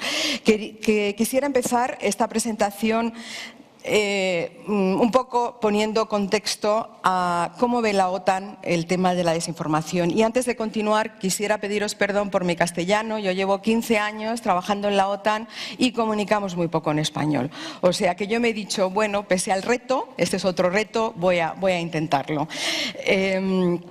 Está claro que el espacio informativo hoy en día es muy competitivo. Es muy competitivo para todos nosotros, para representantes de la sociedad civil, para medios de comunicación tradicionales como los que tenemos aquí representados hoy, para los jóvenes. Y el espacio informativo actual está dominado por los avances tecnológicos. El espacio en el que estamos operando todos es muy disputado. Precisamente disputado por los avances tecnológicos. Y los avances tecnológicos nos ofrecen muchísimas oportunidades que todos nosotros estamos aprovechando. ¿Quién no está con un móvil en estos momentos? Al mismo tiempo, estos avances tecnológicos suponen muchísimos retos, muchísimos desafíos que son muy complejos. Sobre todo, el abuso de la tecnología para diseminar información. Todos sabemos que la desinformación, la propaganda, las tácticas híbridas de las que hoy estamos hablando mucho, sobre todo porque estamos barajando cuáles van a ser los retos y el futuro de la OTAN en los próximos 70 años, la desinformación, propaganda y las tácticas híbridas no son un fenómeno nuevo. Pero lo que sí es nuevo es la explotación que estos fenómenos hacen de las nuevas tecnologías con fines disruptivos. Nos enfrentamos a campañas muy sofisticadas de desinformación, todos nosotros, a gran escala, que están teniendo un efecto, como decía el embajador de España, desestabilizador en nuestras sociedades. Cuestionan la legitimidad de nuestras instituciones, las instituciones que representamos aquí, y también de los medios de comunicación tradicionales. Y el objetivo de la desinformación no es convencer, no es disuadir, sino que es socavar, confundir, explotar nuestras divisiones o posibles divisiones, polarizar a la opinión pública, dañar el debate democrático y sobrecargar el espacio informativo. Nosotros en la OTAN vemos la desinformación como un síntoma más de la guerra híbrida. Y este año que conmemoramos el 70 aniversario de la Alianza Atlántica nos brinda la oportunidad de lo que estamos haciendo aquí hoy, es decir, reflexionar sobre la capacidad de la OTAN para adaptarse a las nuevas amenazas y a los nuevos desafíos. La OTAN, como han dicho muchos oradores antes de mí, es una alianza que ha sido capaz de adaptarse a las nuevas amenazas de seguridad que se le ha ido presentando década tras década, y conforme ha cambiado el mundo, como dice mi jefe, el secretario general de la OTAN, así ha ido cambiando la OTAN, siempre respondiendo al nuevo espacio de seguridad. Ya no me voy a explayar sobre cuáles han sido los diferentes desafíos y cómo la OTAN se ha ido adaptando a ellos, porque muchos oradores han hablado de ello. Lo que sí que os puedo decir es que ahora que la OTAN cumple 70 años, la OTAN sigue adaptándose, sigue innovando para poder continuar siendo el paraguas de seguridad de casi 1.000 millones de personas que viven, de ciudadanos que viven bajo el paraguas de la OTAN. Es una cifra muy, muy, muy potente, casi 1.000 millones de ciudadanos.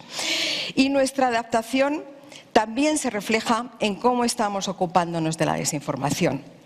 Nuestra respuesta al desafío de la desinformación se inscribe en el abanico de esfuerzos de la OTAN para hacer frente a los desafíos híbridos. Es decir, que no estamos ocupándonos de la desinformación como un fenómeno aislado, sino dentro del marco de lo que estamos haciendo para combatir los desafíos híbridos. Y yo también me quiero referir a la declaración de la OTAN, de los jefes de Estado y de Gobierno, de la cumbre de julio del año pasado, como ha hecho Elena, porque, como ella dice, los comunicados de las cumbres de la OTAN hacen doctrina. Hay una frase en ese comunicado que dice que los países aliados se enfrentan a crecientes amenazas híbridas que pretenden crear ambigüedad y difuminar las líneas entre paz, crisis y conflicto. Precisamente el fenómeno de desinformación está en este espacio gris y borroso como un síntoma del paisaje híbrido en constante desarrollo. Se ha hablado mucho de cómo la OTAN está respondiendo a los retos híbridos, y yo también quisiera dar algunos ejemplos que son un poquito diferentes a lo que se ha dicho hasta ahora. La OTAN está trabajando para dotarse de un amplio abanico de instrumentos, y una medida muy concreta a la que se ha referido el embajador es el establecimiento de equipos de apoyo antiactividad híbrida. No sé si, embajador, podemos traducir así. Estos equipos, como ha dicho el embajador, están ya dispuestos a desplegarse a cualquier país que considere que está en una situación híbrida en la que necesita apoyo. Y de hecho estamos considerando desplegar uno, pero todavía no es oficial, por lo tanto no puedo entrar en detalles, pero estamos preparados para ello. La OTAN también está reforzando su disuasión y defensa en el campo cibernético. Hemos hablado mucho de ello. Y un elemento que no hemos destacado todavía es que la OTAN ha establecido un nuevo centro de operaciones cyber. Estamos fortaleciendo nuestra resiliencia cibernética, estamos integrando capacidades cibernéticas nacionales, que esto es algo muy importante en nuestras misiones y operaciones, y un cierto número de aliados también han puesto sus capacidades cyber a disposición de la OTAN. Esto es algo sin precedentes. Y algunos aliados también han utilizado con éxito sus capacidades cyber contra ISIS o Daesh, como digáis aquí en España, en Irak y en Siria. Nosotros estamos trabajando con la coalición en el tema de comunicación pública, y lo que nos han dicho es que han utilizado precisamente las capacidades cyber para suprimir propaganda terrorista, para impedir la habilidad de Daesh de coordinar ataques y para que los países aliados, miembros de la coalición, puedan proteger sus fuerzas en el terreno de combate. Como ha dicho Elena, también estamos intensificando muchísimo nuestra cooperación con la Unión Europea, tanto a nivel analítico como operativo. Y lo que estamos haciendo ahora es también sin precedentes. Hay que ser claros. Hace 4 o 5 años hacíamos muy poco con la Unión Europea. Ahora, desde la cumbre de Varsovia, es impresionante lo que se está haciendo y sobre todo los resultados que ya se están viendo. Entonces, en el campo de la comunicación pública, luchando contra la desinformación, lo que intentamos es buscar sinergias, trabajar conjuntamente, compartir narrativas, mejores prácticas, ejercitamos juntos también cómo enfrentarnos a la desinformación, amplificamos mutuamente y publicamos hallazgos exitosos dirigidos a exponer desinformación o ataques cibernéticos. Estamos también reforzando nuestra cooperación utilizando un nuevo centro de excelencia de la Unión Europea contra la lucha híbrida, que está en Helsinki, y este centro está galvanizando los esfuerzos comunes entre la OTAN y la Unión Europea. Nos reunimos continuamente y estamos haciendo más juntos para ver cómo podemos multiplicar y tener más cooperación. También trabajamos conjuntamente para reforzar la capacidad de países socios como Georgia, como Ucrania, como Moldavia, también como Macedonia del Norte, un país que, como sabéis, es muy probable que se convierta en el 30 miembro de la Alianza a finales de este año o a principios del año que viene, para reforzar sus capacidades en lucha contra la desinformación. Y ahora llego a lo que está haciendo la OTAN para hacer frente a la desinformación. El primer paso para contrarrestar la desinformación es ser consciente de ella, es poder detectarla. Entonces, lo que la OTAN está haciendo es, sobre todo, invertir en la mejora de nuestra habilidad para entender el espacio informativo, para detectar interferencias, acciones híbridas y poder así responder a actividades de información hostiles. Estamos desarrollando una capacidad, José María lo sabe muy bien, para generar amplias evaluaciones del entorno de información. Esto incluye la utilización de Big Data Analytics, Machine Learning, incluye amplias fuentes de datos, medios de información tradicionales, social media, web analytics, open source, información públicamente disponible, y queremos utilizar las máquinas para que, digamos, hagan trabajo que en estos momentos hacen nuestros analistas, que las máquinas puedan colectar datos y que luego nuestros analistas se puedan dedicar a hacer análisis y no solamente colectar datos, porque ahora están haciendo las dos cosas. ¿Y cuáles son los objetivos de esta capacidad que estamos desarrollando para entender mejor el espacio informativo? Primero, identificar tendencias. ¿Qué narrativas están ganando o perdiendo prominencia durante días, semanas, meses? Es decir, tendencias a medio o largo plazo. No solamente lo que dicen los medios de comunicación o lo que se dice en el espacio informativo todos los días, sino también ir más allá. Identificar indicadores de advertencia temprana, lo que llamamos en la OTAN early warning, de posibles actividades híbridas. Por ejemplo, ver si ciertos patrones de publicación en redes sociales preceden una cierta acción política adversaria o acción militar. Ver si ciertos patrones nos ayudan también a predecir comportamientos hostiles.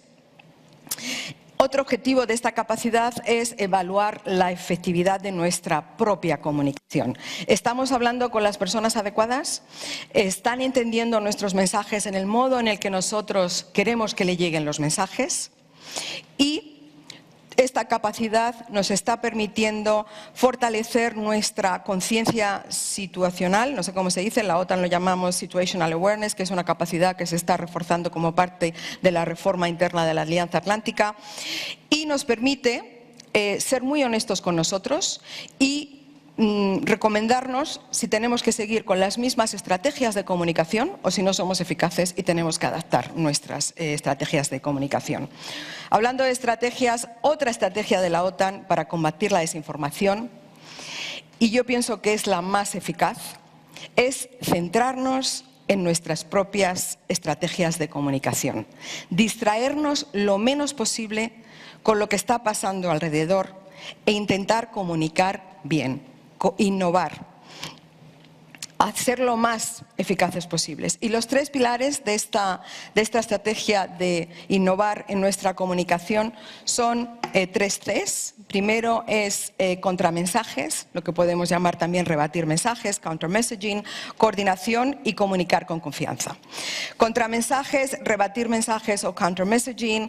Nosotros no respondemos, no rebatimos la propaganda con propaganda. Porque, como han dicho todos los oradores antes de mí, somos una organización de democracias. Tenemos valores, por lo tanto no podemos nosotros conducir desinformación, no podemos tener propaganda, sino lo que hacemos es responder a la propaganda con hechos, con cifras, con datos, con información factual, fehaciente, siempre respetando nuestros valores de credibilidad, de transparencia, centrándonos en lo que estamos haciendo como organización. Coordinación. Coordinación es fundamental en el trabajo de todos los días cuando se trabaja en comunicación pública, porque el principal objetivo de la desinformación es nuestra unidad. Entonces, somos más efectivos cuando hablamos lo más posible con una voz. Es decir, que coordinamos constantemente. Dentro de la OTAN, José María sabe que es muy complicado porque tenemos muchos diferentes stakeholders, con los diferentes departamentos dentro del International Staff de la OTAN, con nuestros compañeros militares, con los países miembros, con nuestros socios. Construimos fuertes partenariados con otras organizaciones, como os decía, la Unión Europea, la Coalición contra ISIS, think tanks, académicos, ONGs, porque somos mucho más fuertes juntos y porque si vosotros, por ejemplo, el Instituto Elcano o cualquier representante de la sociedad civil dice algo rebatiendo desinformación, es mucho más eficaz que si lo dice la OTAN combatiendo desinformación que tiene como objetivo la Alianza Atlántica. Comunicar con confianza es fundamental porque siempre tenemos que estar preparados para explicar quiénes somos, qué hacemos y por qué. Ser transparentes y ser los primeros con la verdad. Y aunque lleve tiempo, la credibilidad es nuestro mejor activo. Comunicar con confianza. En este sentido, nuestra división de diplomacia pública está tomando activas medidas para responder a la desinformación mediante una actividad frenética muy activa con los medios de comunicación. No hay nada que no haga la OTAN que no lleve incorporado un aspecto de comunicar a los medios de comunicación. Es decir, que tenemos una relación de interacción muy establecida, muy desarrollada y con mucha confianza también. Trabajar con los socios de la sociedad civil, como decía anteriormente, y estos esfuerzos nos permiten interactuar con amplias audiencias. Nuestra prioridad es la opinión pública de los países miembros. Hemos adaptado el modelo campaña de información. Este es un modelo que la Unión Europea ha adaptado hace mucho tiempo. Nosotros hemos adaptado este modelo de campaña recientemente. ¿Y qué es lo que nos permite? Esto nos permite ser más eficaces, nos permite fijarnos objetivos, que son muy pocos, son muy concretos, pero también, como son pocos y muy concretos, vamos a poder evaluarlos. Desarrollamos nuestras estrategias de comunicación sobre la base de análisis de audiencia. Eso es algo que la OTAN no hacía hace 3 o 4 años, por ejemplo. Y los análisis de audiencia nos permiten determinar qué sectores de la opinión pública deben ser nuestra prioridad. También estos análisis nos permiten identificar no solamente las audiencias claves, pero también los mensajes, los medios, las redes que deberemos utilizar para llegar a estas audiencias. Y la evaluación, como os decía, es ahora un tema central en la comunicación pública. Nuestra campaña actual, muchos de vosotros la conocéis, es la que utiliza el hashtag #WeAreNato y tiene como audiencias prioritarias los jóvenes, como ha dicho el embajador, porque sabemos que los jóvenes de los países miembros desconocen mucho lo que es la Alianza Atlántica, conocen mucho más la Unión Europea, pero desconocen mucho la OTAN, mujeres y sectores de la población de los países miembros que no tienen un título universitario. Sobre la base de nuestros análisis de audiencia, lo que hemos visto es que estos son los 3 sectores de la sociedad que desconocen más la Alianza. Por lo tanto, estamos haciendo todo lo posible para llegar más a ellos, utilizando los medios de información que ellos utilizan. Y la campaña #WeAreNato resalta cómo la unidad, aunque a veces la unidad sea difícil internamente, pero al final siempre llegamos a unirnos pese a las diferencias en público y lo que decían oradores sobre el presidente Trump. La unidad y solidaridad entre los aliados contribuye a preservar la paz y la seguridad para los ciudadanos de la Alianza. Nuestra campaña explica que la Alianza es importante, cuáles son los valores que defiende y por qué hay que invertir en seguridad. Porque, como decían otros oradores anteriores, no podemos tomar nuestra seguridad como garantizada. Si eres un experto lo sabes, pero si eres una persona que no está interesada en la OTAN, pasas del tema. Hay que llevar ese mensaje a sectores de la población que no están preocupados por la importancia de la seguridad. Y sobre todo, en una organización de países democráticos es muy importante contar con el apoyo de nuestros ciudadanos. Por lo tanto, no podemos perder la batalla en casa.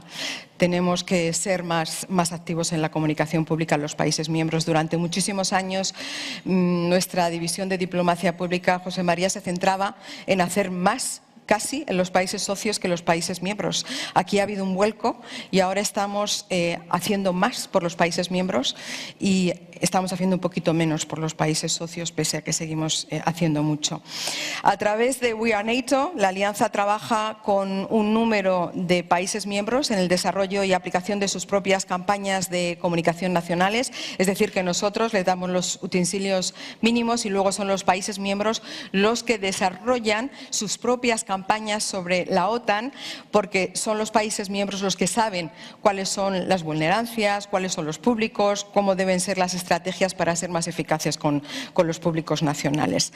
Y concluir diciendo que esta campaña es un elemento esencial de nuestra estrategia para combatir la desinformación con comunicación específicamente destinada a las audiencias más vulnerables, transmitiendo mensajes positivos basados en nuestros valores, credibilidad, y también hacer todo lo posible para incrementar la resiliencia en nuestras comunidades al fenómeno de la desinformación. Muchísimas gracias.